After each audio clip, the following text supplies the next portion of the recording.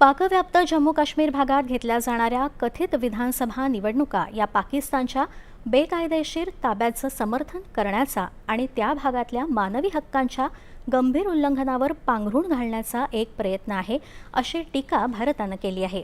नवी दिल्लीत काल प्रसारमाध्यमांना माहिती देणाऱ्या परराष्ट्र व्यवहार मंत्रालयाचे प्रवक्ते रणधीर जयस्वाल यांनी या प्रक्रियेचं वर्णन केवळ वरवरची निवडणूक प्रक्रिया असं केलं आहे.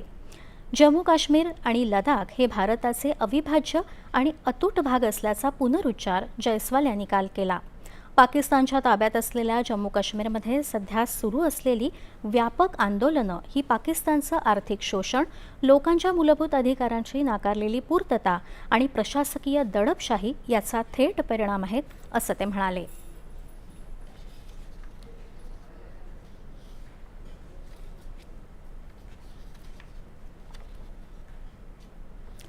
झारखंडमध्ये नक्षलवाद